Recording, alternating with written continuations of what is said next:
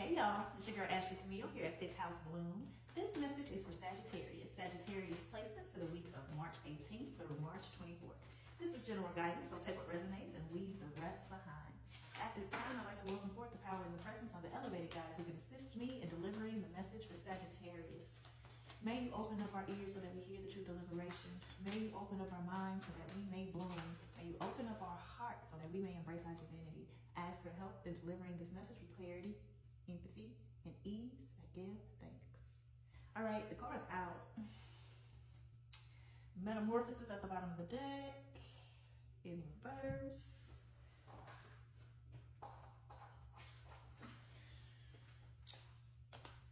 Sacred Pool, Wishing Well. I'll keep that with it. Yeah, okay.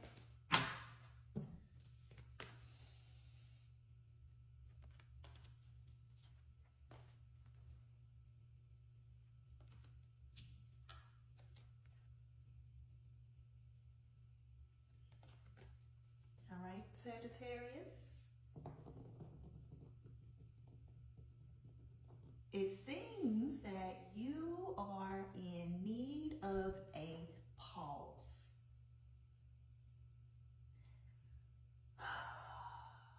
Maybe there's something that you've been trying to make work. Maybe there's a goal you recently set, a project you recently start, a relationship that you're interested in building, whatever this may be, something that you're working for, something that you want.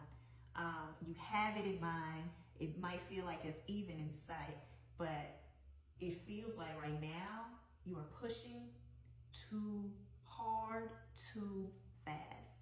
At this time, you need a pause. You need to slow it down in order for it to come through. So metamorphosis showing up in reverse and with the other energy here. Of course, right? If you think about the process of the caterpillar turning into transmuting into a butterfly, it didn't go into the cocoon and then like 2 seconds later come out a butterfly, right?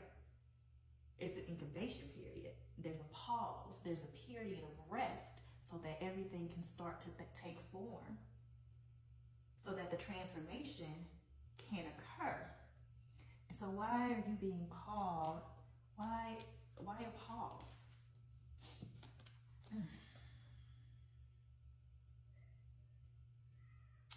And it's to recognize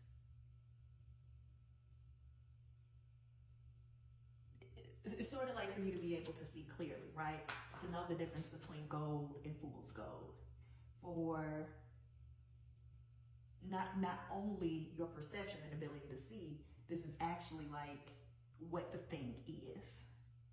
And so that urgency, that rushing might be pushing you towards something that is not real, or not the real thing that you are desiring or you want, or that you've been working towards, no matter how much it looks like it. For some, it feels like intentional deception.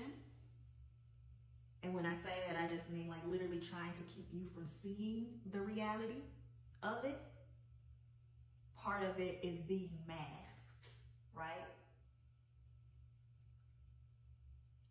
And the urgency is keeping that information from you.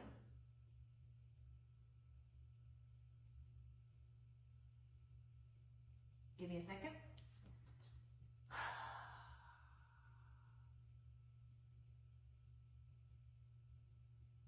Something about the winter. So for some, like whatever this thing is, might have been showing up around that time. But also the pause is to keep you from being in a period of stagnation, right? It's like we have to pause now intentionally. We have to slow this down or stop this intentionally so that we don't stay stuck. Yeah, there's a call for stillness, or stop or pause, general guidance, whatever that might look like. But this is to prevent it from being a much longer period of stagnation, a much longer period of time in between you and your goal if you take the time to stop now.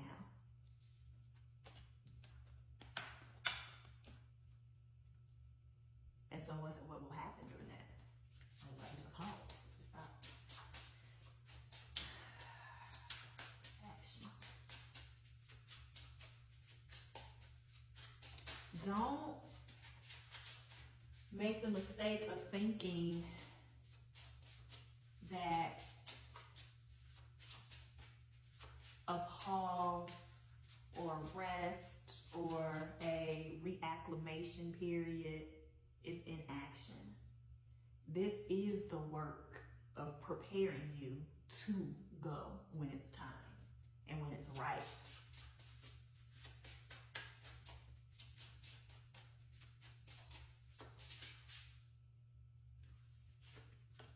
Ace of Water,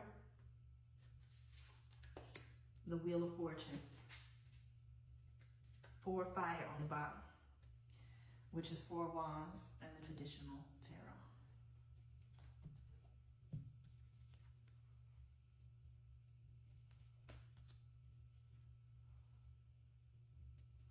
Give me a second. It feels like a re-emphasis of this message that came through for the oracle cards. Because there's not, within this, it's not a, you needing to shift your desires or outcome, right? It really is about timing at this point and operating within the timing that is right for you. Being receptive and being able to listen and follow the signs and show up consistently so that you may, Ten of Earth, Ten of Pentacles at the bottom, that you can bring this forth, right? Pentacles is a steady energy. This wheel, this is heavy, right? What happens, thinking about the way that when you exert yourself during physical activity, right? You exercise and you just go and you try to deadlift, 250, 300, whatever it is. You might not even be able to pick that shit up, or you wear yourself out, right? And so part of it, thank you, is making sure that what you need in order to exert yourself in that way is in place. So if this were to use the example of exercise, if you were going to exercise yourself, things that have to happen before that in order for it to be effective or to prevent injury, right? You need to not to wear yourself out so much that you won't be able to exercise again the next day or a couple days later. You gotta eat, you gotta nourish yourself, you gotta stretch, you gotta make sure that, things aren't tight and you're able to move appropriately for whatever movement you engaged in, depending whatever that needs to prep up to it. And even when you start, you have to do gradual, you have to build up, right? You have to modify in order to accommodate your level of expertise of what you were able to do. So if it is a deadlift, no, the first time you go to the gym, it's not supposed to be a 200-pound deadlift. You might just need to start body weight, getting into the motion of hinging at your hips, right?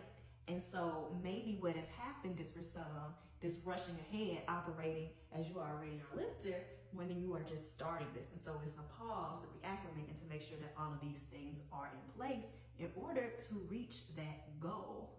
But it is available to you. You just have to think about it in the terms of longevity and preparation. So I used the example of exercise, but that applies to all things and what needs to be in place. How do I prepare myself for this? How do I take care of myself during this? What do I need to appropriately move during this and to protect myself during this, right? So that you may